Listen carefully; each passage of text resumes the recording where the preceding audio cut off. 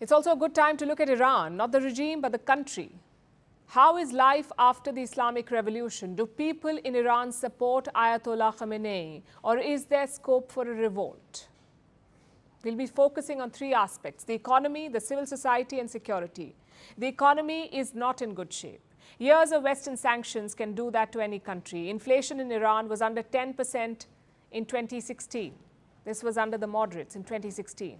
Now in 2024, it is more than 40%. Poverty is also rampant. Some reports say 50% of the country, half the country, is living in poverty. And honestly, it's a waste of potential because Iran has a lot of resources.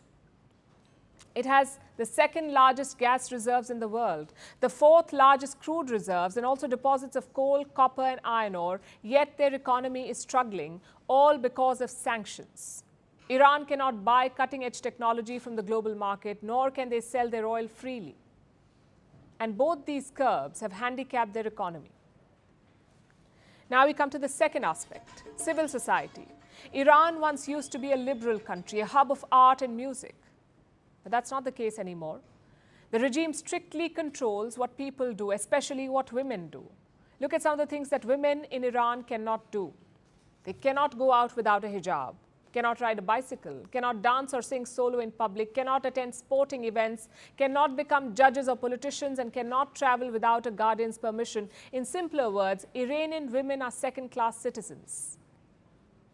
And what happens if you resist these rules? A young woman did try in 2022. Her name was Masha Amini. She was apparently wearing her hijab wrong. You may remember what happened to her. She was arrested by the moral police. She later died in their custody. Same with other civil liberties. Right to expression is limited. Right to protest does not exist. And right to assemble is met with crackdowns. And behind all this is the judiciary, a system that rules based on the Islamic law or Sharia. Even minor offenses have major consequences. In fact, executions are quite common in Iran. Last year, Iran executed more than 800 people. This year, they have executed more than 200 so far. One of them was on Saturday. A 53-year-old woman was hanged to death. What was her crime?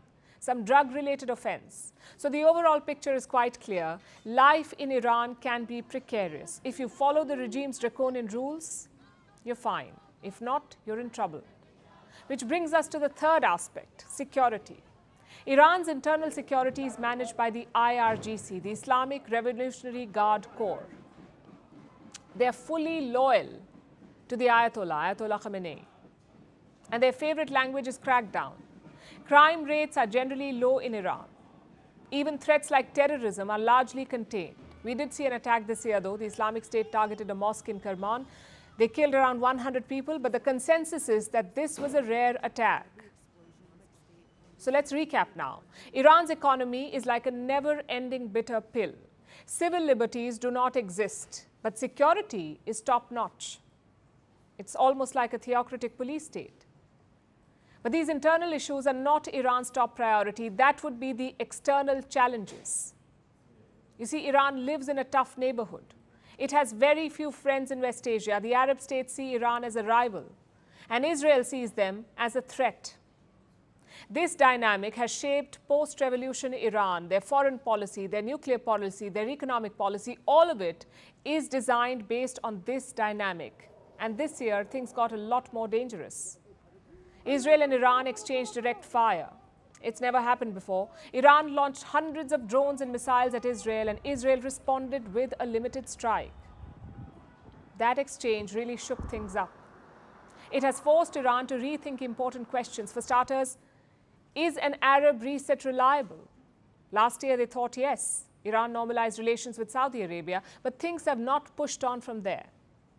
Many reports say that Arab states gave intelligence to Western powers. They indirectly helped to shoot down Iranian drones. So can the reset ever become permanent? And secondly, should Iran seek nuclear weapons? Supreme Leader Khamenei's advisor says, yes, they should. He was speaking at after Israel's military response, and he said Iran would make nukes if their nuclear sites were targeted. You know what that means? More Western condemnation, more sanctions, and more hardships. So Iran is going through a very complicated period, a period of churn and hardships. The revolution of 1979 destroyed Western control over Iran. It freed a great civilization from Western grasp. I guess that counts as a win. But that win has come at a great cost of freedoms, prosperity, and progress.